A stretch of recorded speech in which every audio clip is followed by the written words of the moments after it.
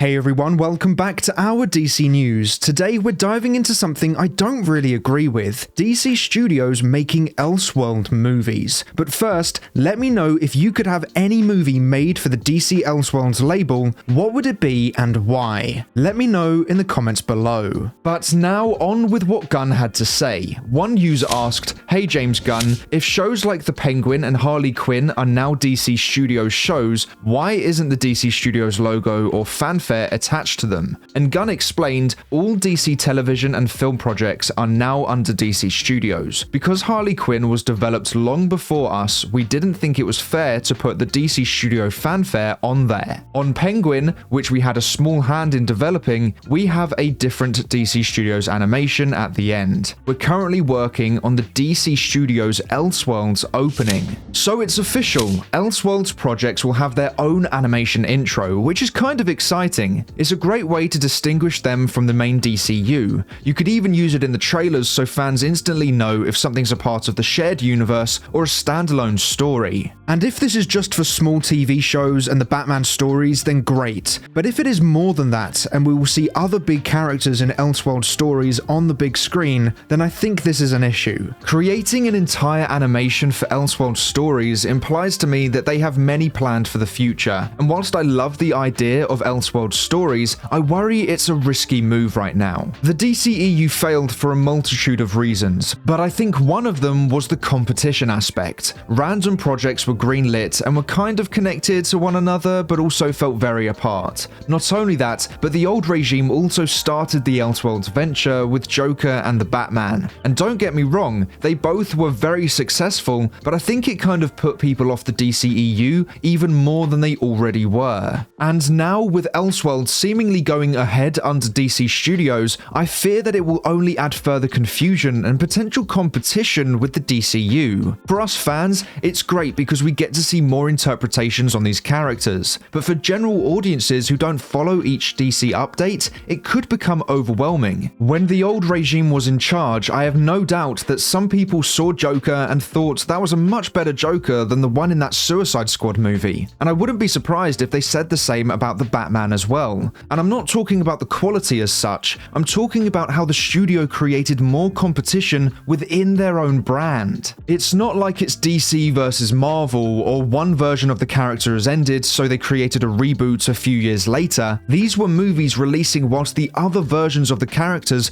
still existed in the connected universe, and it sounds like DC Studios is doing the same thing. It's kind of unavoidable with Batman, unless they merge the Batman into the DCU, but it sounds like they're not going to do that. But it now also sounds like this could potentially happen with other characters as well. Let's talk business for a second. Whilst competition can be a great way of improving and actually succeeding in a market, that tends to be when you're competing against another company, not your own brand. From a storytelling perspective, having multiple movies about the same characters is a really fascinating way of exploring different stories and interpretations, and in an ideal world, audiences would watch all of them. But even if they are all great, audiences do have a limit, not just in terms of spending money on two versions of the same character, but also in terms of spending money on tickets to watch even more superhero movies. If we start getting multiple versions of characters, it means we're getting double the amount of movies for a character than we normally would get, which could oversaturate the market and decrease the demand, which I think caused the superhero fatigue in the first place. We had too many movies releasing, and it just got to the point where it was difficult for general audiences to stay up to date with them. And if Elseworlds expands, then DC won't just be competing in a saturated market against Marvel, they will also be competing against themselves. It's unfortunately the reason why I don't think they should restore the Snyderverse right now. Whilst I 100% want the Snyderverse to be restored and will always want it, I think it is a bad business idea to do so whilst you're trying to build out a brand new DC universe. It's unnecessary competition for a brand that is already very weak. Less is more. Giving the general audience options to choose from is the worst thing you can do when your costs are so high, because it will leave one of your products empty-handed and will divide your customer base. Cinema tickets are expensive, and the superhero genre isn't exactly thriving right now, so why give audiences the option to pick and choose which version of the character they want to go see? Not only that, but what if the Elseworlds version is a lot better than the DCU version? That could damage the DCU's reputation, and then we end up in the same situation the DCEU had. It just doesn't make sense to me. So here's my take. DC Studios should focus on building the DCU for at least 5 years before diving deeper into Elseworlds. Let the DCU grow, build a loyal fanbase, and then experiment with alternate stories. Which leads me onto this post from Dave the Film Junkie. He said, look, they're not going to restore the Snyderverse under the Elseworlds banner, but maybe down the line Zack could come back for a legacy sequel with some of the crew to wrap a bow on it. And I quite like this idea. I think it would be extremely difficult for them to be able to restore the Snyderverse now, but I think a great way of saying goodbye to that version of the story would be through one movie that wraps it all up. Snyder has made changes to the original story before, so maybe he would be able to do it again. If they were going to do it, I do think it would have to be in maybe 5 years' time or so. Or if they have the money by then because the DCU has been extremely successful, who knows, they might be able to somehow bring the whole crew back and make Justice League 2 and 3, which would be great. However, if they are trying to move forward with the DCU, would it really be a great idea to go back to the universe that had a lot of baggage to it? And also, I think in 5 years' time, that would probably be when the DCU's Justice League would start coming together and being seen on the big screen, so that would create even more competition. If they were going to do something,